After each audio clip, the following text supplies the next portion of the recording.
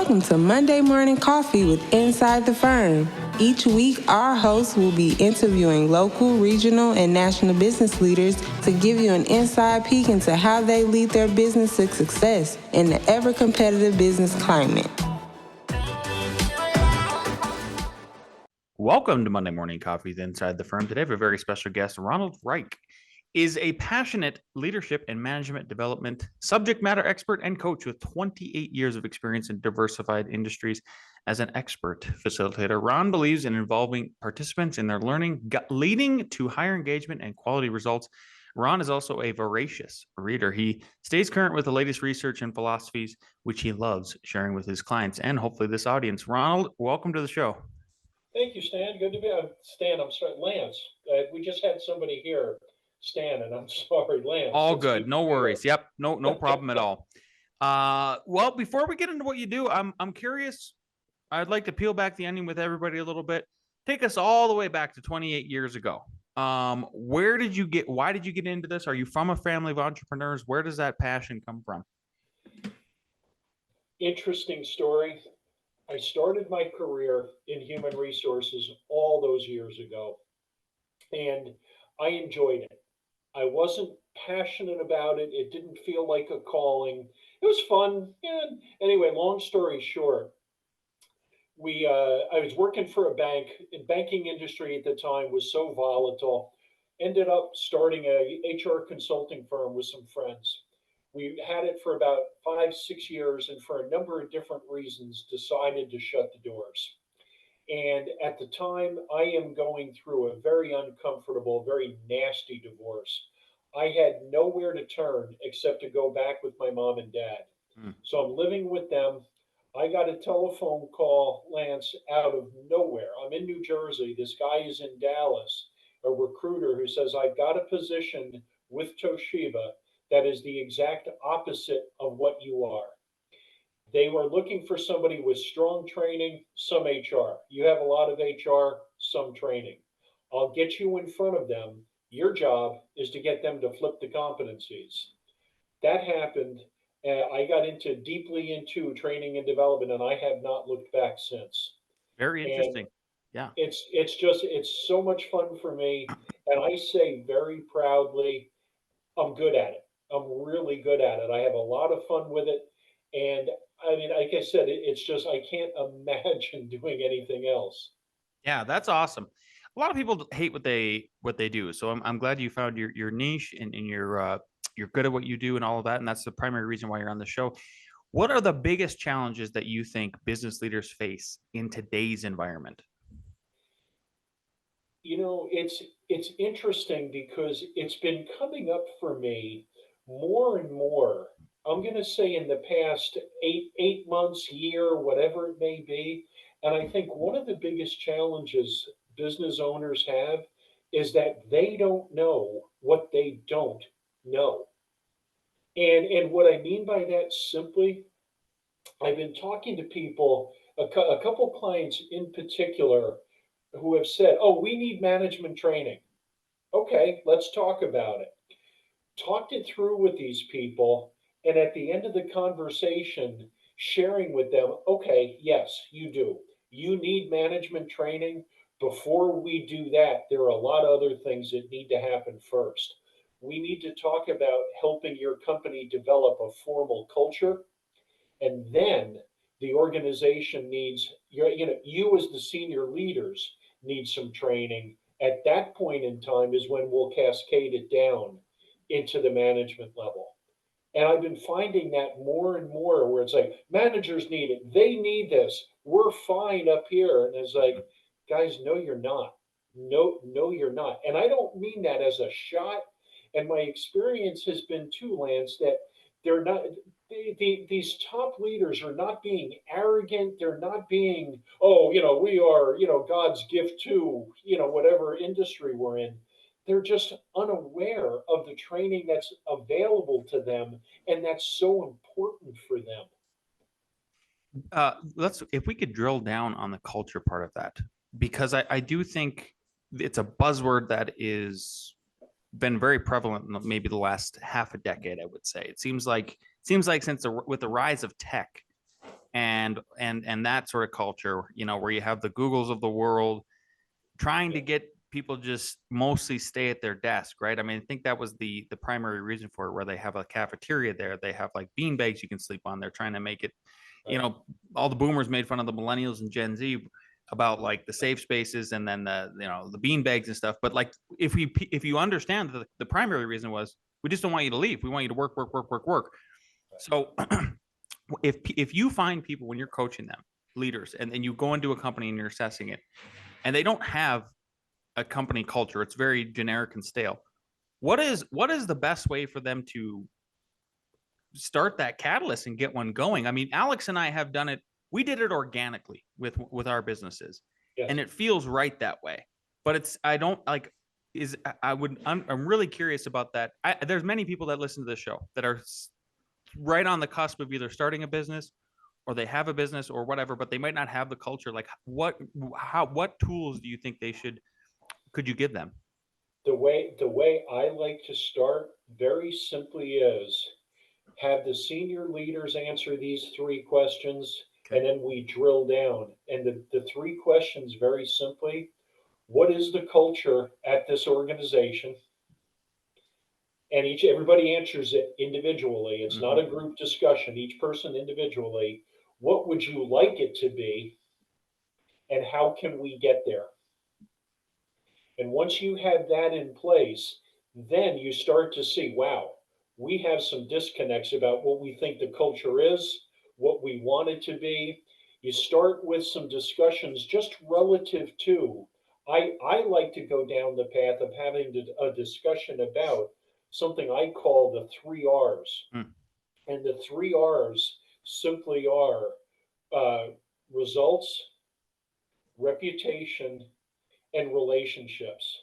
And I just have people discuss what is the most important R for sustained business success. And what people begin to realize is, wait a minute. So, no, it's results. We can't be anywhere without results. It's like, yeah, okay, where are you without relationships? Because if you're not forming and sustaining good relationships, your results are unsustainable.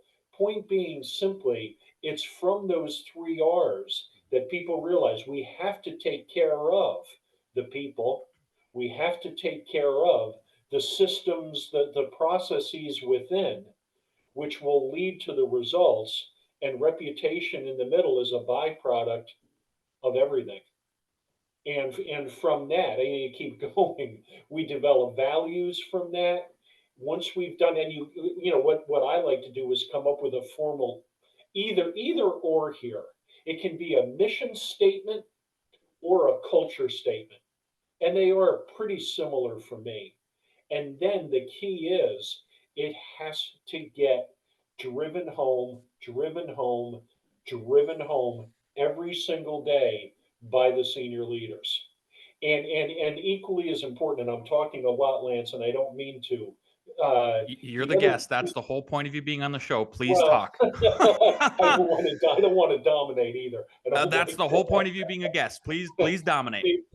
The other key thing, I keep talking about senior leaders. That's fine.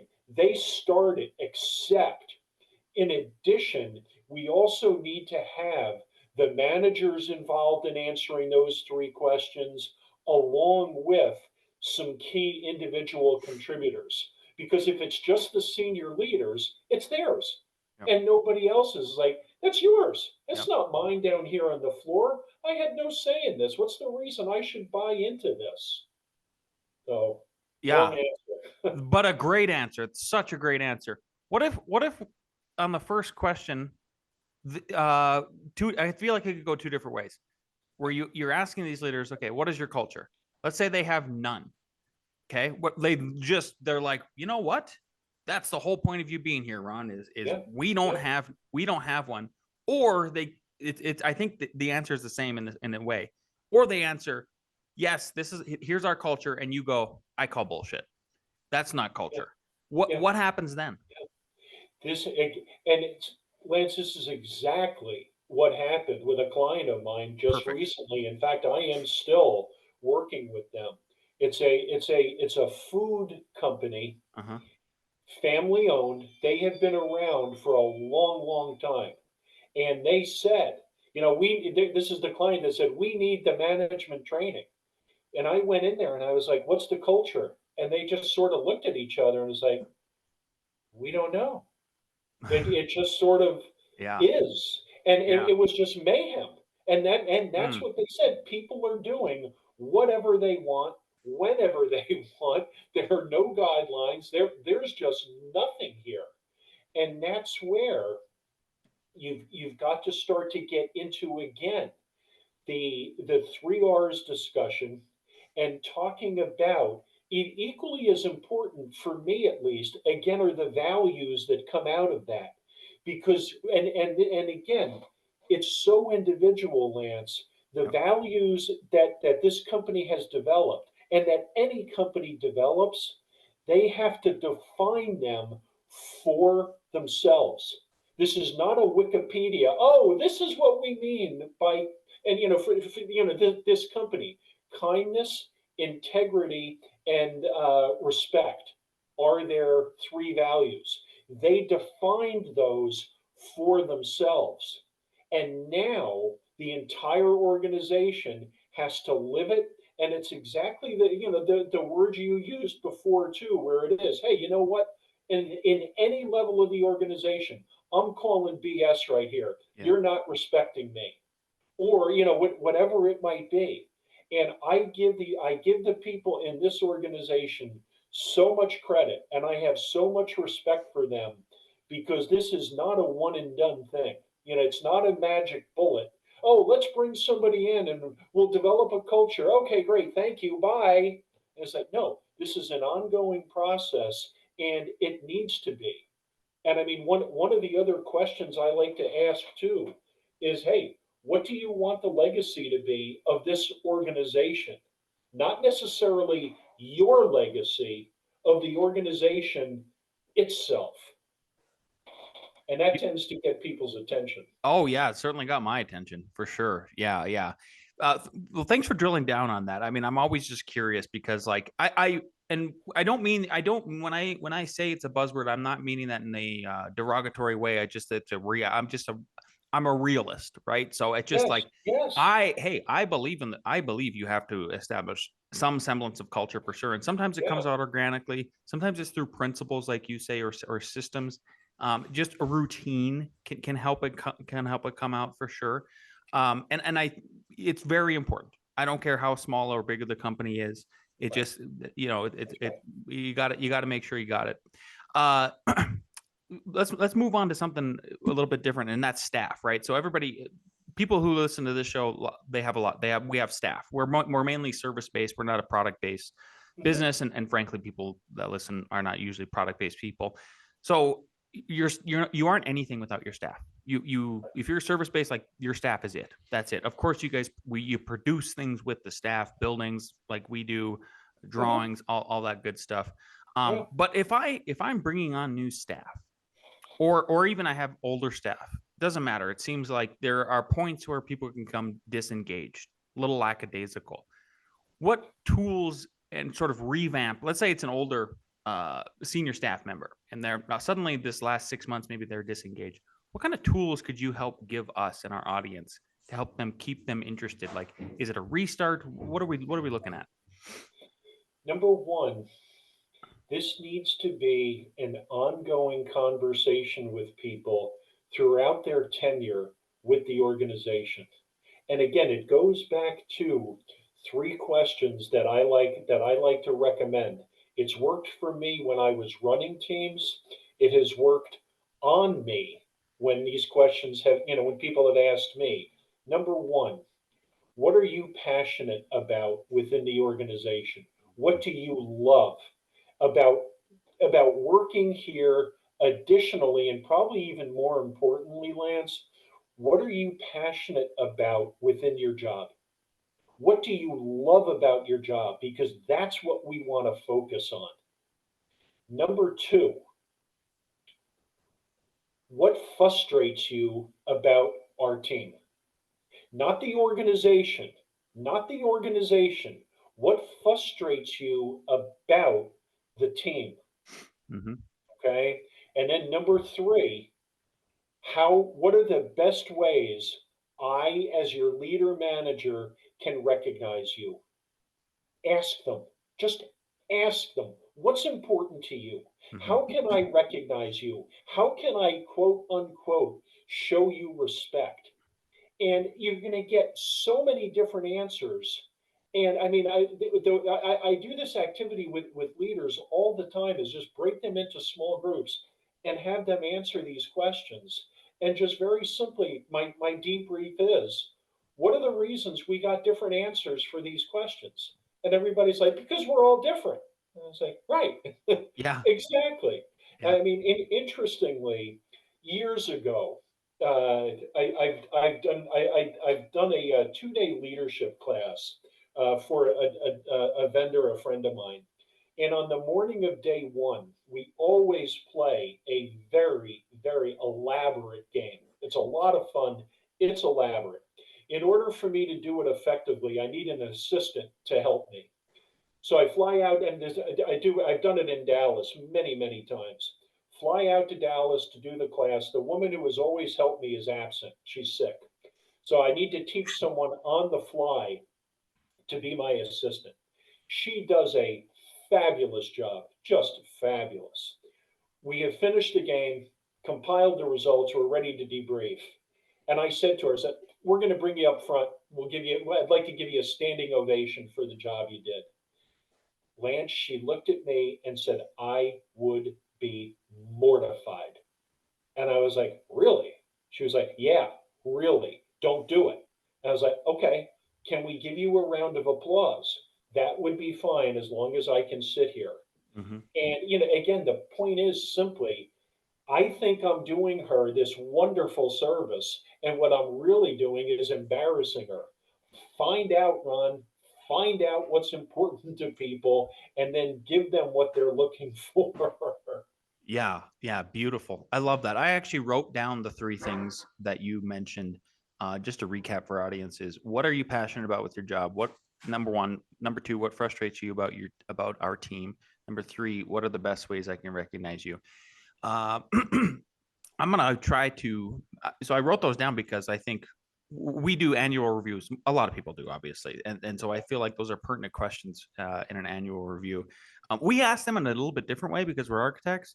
So it was, for example, it was, is there a project that you worked on this last year you hated? And then is there a project you haven't worked on that you want to work on that you're passionate about? And that has went a long ways for us.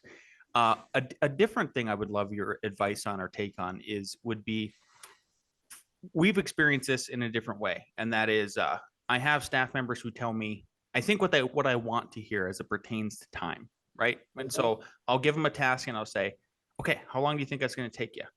And they will severely underestimate it. And Mhm. so, what are some options? So the question that I had written down here is sort of similar, but it's not, right? Because I don't think they're lying. I don't think they're lying. I just think Right. they are trying their best and they want to get things done, and maybe they're just not good at time management. So if I have employees that underestimate like that, and how do I get them to feel more confident, I guess, about telling me the truth about what it might take to get things done? I'm going to go back, Lance, to the 3 R's. And for me, it goes back to the relationships and the relationship that you have with people and just letting them know from the get go.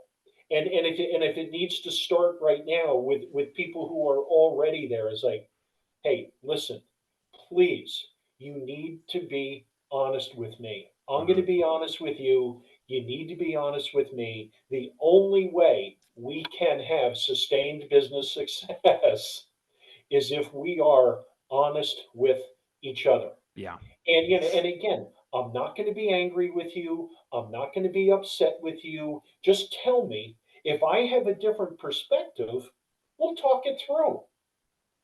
And I mean, it's that simple, and again, I deny to no one that at times, same thing, Lance, where I would tell my boss what I thought he or she wanted to hear. And after a while, I realized is like, this isn't doing anybody any good, because either I'm going to miss the deadline or I'm going to be working so hard that the product I produce will probably not be my best work, whatever it might be. And again, it's just with the relationship, let's be honest with each other. How can we do this? Mhm. One thing too that actually is occurring to me, and this is a recommendation that I make, and a lot of people have reacted very, very strongly to this, and it's worked extremely well for me. Either party can do this. Okay, let's just assume you're my boss. Okay, Ron, how long do you think this is going to take? It'll take you to develop the initial drawings for the new development. Well, Yeah. whatever it might be. Yep. 6 months. Okay, a little bit of time passes. Here's my point. Okay, you're concerned about it. You come to me, Ron. I'm struggling with the fact that you committed to 6 months. I'm concerned about it because I just don't see I don't see the progress that we need here. And here's the key point too. Research shows the following statement is one of the best ones you can use. And again, it goes back to what we were just talking about. Again, Ron, I'm struggling with the fact that I don't see the progress. Be honest with me. How do you see it? Yeah. And then just boom, a conversation ensues. And interestingly, it wasn't with an architect, although a byproduct of the architect's work, of course. My wife and I completed a major kitchen slash house renovation about, no, I don't know, 7, 8 months ago. And what was happening was that the general contractor was sitting us down every Monday and giving us the weekly plan, which was wonderful. Loved it. The problem was that only about 60% of that plan was getting completed each week. Long story short, we sat down with the contractor and I used this model with him. And he would not deny he has a temper. And I was concerned about the conversation. I denied to no one. I was like, I don't know how this is going to go. Sat down with him and was like, listen, we're concerned about the fact that only about 60% of the plan is getting completed each week, Bill. Please be honest with us. How do you see this? Lance, as I sit here, we talked for an hour. Yeah. No voices got raised. Nobody was angry. And that has been my experience on a number of different occasions. It's a great way to start the conversation. And again, gently be honest with me. How do you see it? Yeah. And you know what? I would layer on to, and this has been a reoccurring theme for me in the past year is I have email and text only go so far, even a phone call. And especially in a very highly contentious, sometimes environment of construction where we're risking our lives, we're battling the weather, there's a lot of money Sure. involved. Yeah, yeah. People make mistakes, whether it's through accidents or not. There's a lot of information. It's a very difficult thing to be a builder, is just getting face to face. Because the amount of people I've seen angry over email, and just word shouting in that way, compared to then you go out and meet them in person and they're just like there's no bark anymore. I mean, as That's soon as right. you're eye to eye with people, That's huge right. difference. Well, and I mean, see, again, and it goes to, for me at least, the relationships again, and if it's possible and appropriate, and I mean, with the title of the show itself, Monday morning coffee inside the firm, is Mhm. that, hey, can we sit down and have a cup of coffee and talk this through? I'm not here to rip your head off. I don't think you're here to rip mine off. Let's sit down. Let's have a cup of coffee. Let's talk this through. Yeah. Yeah, I just can't stress everything reflect everything you're saying. It's super important. Communication is everything. Yeah. Let's move on to just overall, again, back to the leadership position here of what tools do you give leaders to try to make consistently good decisions that would be in the best interest of their company? What are the rules of thumbs for that? Let's go back. See, again, everything ties together. I'm Mm-hmm. going to go back to what we were talking about initially. Does the organization have a mission statement and or a culture statement? Yeah. Because if you don't, I mean, the question I always ask very, very simply, okay?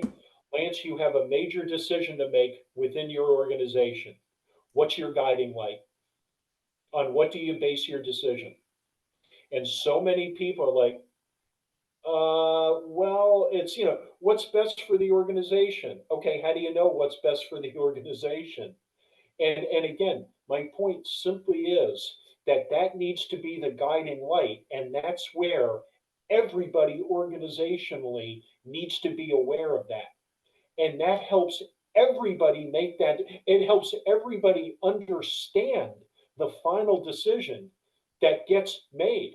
And it's not always going to go my way. Mm-hmm. And I need to understand that. It's like, Ron, I'm sorry, we're not going in that direction.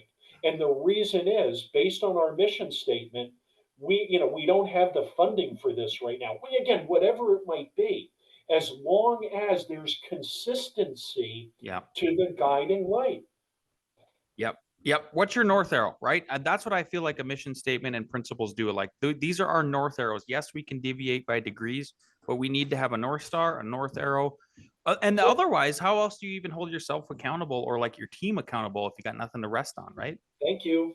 Yeah. Thank you. I Yeah. mean, and for me, it is that simple. Mm-hmm. It really, really is. Like, oh, these are complicated decisions. Yeah, they probably are, and I understand that. Yeah. Except you've got a guiding light, and that has to be. It doesn't have to be. It's a choice. The choice needs to be if you want to do it well and again have success. That needs to be consistent, the guiding light. I'm just repeating myself. I know, yeah, and we might repeat ourselves here with this next, the way you're going to answer this next question. I don't know, but I have to ask it. What would you? Because I like to play devil's advocate and contrarian. What would you say to somebody who's listening to this and go, but Ron and Lance, I feel like if I come up with my principles, write them down, put them on the website, the mission statement, all of that stuff, it's just going to be it's constricting. It's like too much of a system for me. What do you tell people that kind of push back on it, that it might make it too rigid? My answer simply is, how is it rigid? Beautiful. How is this rigid? This is who you are, what you are. This is what your company is all about. To me, it gives you all kinds of flexibility. Mm-hmm. It gives you the ability. Yeah, we can go in this direction. And in addition, I liked what you said too. I really did, Lance. It's also not, this is our direction. Yeah. We shall not deviate. Yeah. No, no. Of course, there's going to be some flexibility within that. How much flexibility? That's going to be different for everybody. Except again, it's also not going to be, this is our North Star and now we're heading west.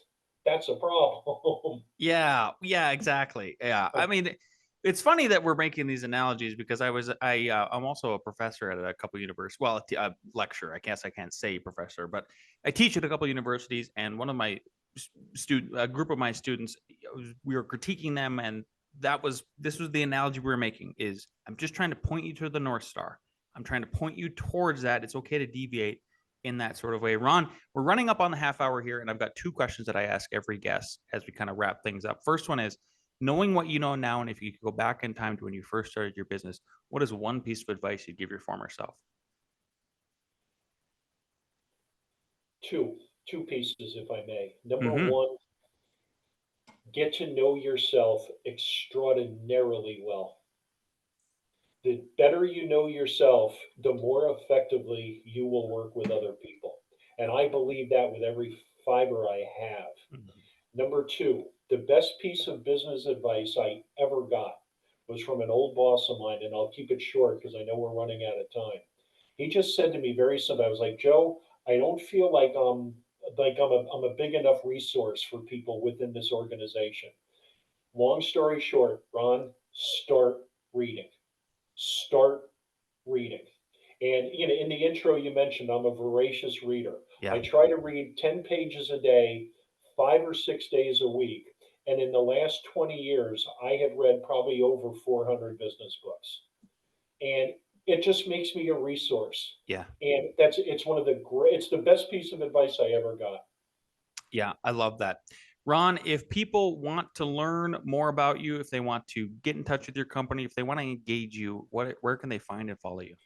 Probably the best way to do it, Lance, simply is through LinkedIn.